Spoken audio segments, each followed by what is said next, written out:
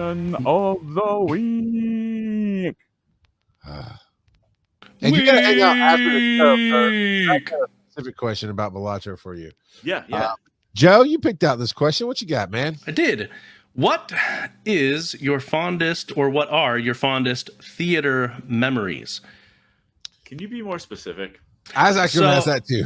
So going to the theater, a theater experience, what's some of your fondest memories? Well, that go for bastard it. Lincoln. No, too much, too soon. Sorry, too soon. That's right. I forgot. We don't do politics on this show. I apologize. The South came out in me. Joe was right there with me. I'm sorry, Kurt. I'm sorry. Okay, so just to get us back, thank you. To get us back on track, so I'm going to give you two examples: one as a theater goer and one as a theater performer. Okay, all right. So as a theater goer, in high school, my senior year of high school, the drama department, of which I was a member, we went to New York City and stayed on Times Square for a week and just went and saw Broadway shows. That's cool. And it was awesome. And we took a tour of like Radio City Music Hall and NBC. So we saw where Saturday Night Live was filmed and all of that. But my favorite theater experience in that whole week, and it was filled with awesome ones, was honestly going to see Little Shop of Horrors on its original off-Broadway run. It was a tiny little, like 250, 300 seat theater.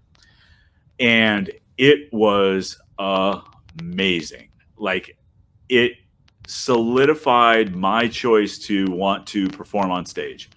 And I saw Cats in its original run. I saw, at the time, my favorite musical was A Chorus Line, because it was all based on the audition experience. And I was doing auditions like all the time in high school for different musical things. So we saw a whole lot of really cool stuff, and we stayed on Times Square.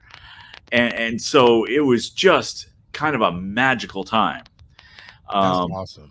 Yeah, it was great. And as a performer, I've had a lot of really cool experiences, but one of them was about 10 years ago. The chorus that I sing with decided we were going to put on the Santa Claus is Coming to Town claymation special as a stage show. And we arranged all the music ourselves. We literally copied the dialogue from the special on TV and wrote out all the parts. And I played the Burgermeister Meisterburger. And it was one of the most fun times I've ever had on stage. Have you never seen Santa Claus is Coming to Town? No. Oh, you gotta watch that. I thought that was like the Condiment King. You're just a really Burgermeister low-ranked Meisterburger? Yeah, you're a low-ranked DC villain there. No, well, definitely a low-ranked villain. But so have you seen any of the Rankin Bass like Christmas specials? I would assume you have. Yeah. Rudolph. I know the Yeti. You know. Yeah, Rudolph. Herbie the dentist. But Rudolph. But you've not seen The Year Without a Santa Claus or Santa Claus is Coming to Town or no. Watch that stuff, man. Frosty the Snowman. You see Frosty the Snowman? Yeah, well, Burr Lives, that one. Yes. Yeah. Okay. Yeah. All right. So there are some so you don't even know about Heat Miser, Snow Miser. I've heard the names. Mr. Heat So I played Miser. Heat Miser on stage as well when the chorus did that, and I had the big old fiery wig, and it was awesome. So some of my favorite things.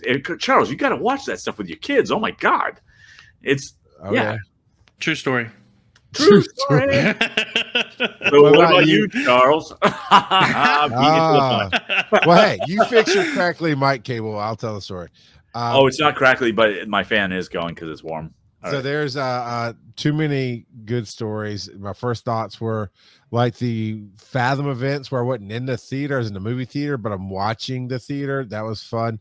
But really, it comes down to two. One was at the Fox Theater in Atlanta, and is Eddie Izzard live on stage, and it was freaking amazing. My wife and I had followed Eddie throughout their career from the early days, and watched every special and watched any movie that they're in, and just all that jazz. And just happened upon an announcement on Facebook. So I'm not on Facebook that much, and we just happened to be on there for some reason. As an announcement, hey, you can get tickets, and I did, and we got pretty good tickets too. Not quite front row, but in the whole front section, and it was great tickets, and that was just an amazing experience. And then there's a tiny little theater downtown Atlanta, Shakespeare's Tavern, and they obviously put on Shakespearean plays throughout the year. And we went to, honestly, don't even remember what the play was, but it was one of the last nights of the run. And the cast was very good. It's all locals, right? It's not like a professional one or anything, but it's still great. And this one guy, I guess because last night they were trying to keep their energy up, and he's this wimpy character guy, and something happened and he accidentally saved somebody for a second. And of course, everything stops. And I don't know what he's supposed to do, but what he did instead was he kind of not horribly, but just funny like a kid, moves his hips forward, puts his arms in a cross, and moves his hips forward and goes, "I'm a man." And it killed. And it obviously wasn't supposed to be a part of that. And then just great comedic timing. He didn't beat it to death, but throughout the rest of the performance, and that was in the first act. And then there was even a intermission, and they came back just at the right times.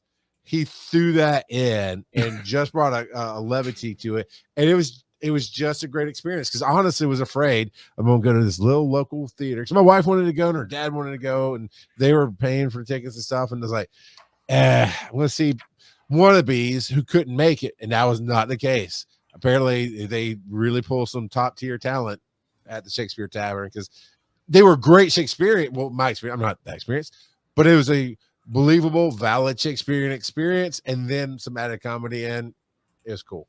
What about you, Joe? Very nice. Originally, I was going to talk about, going to the movie theater, but since you both are being, that's why I said more context.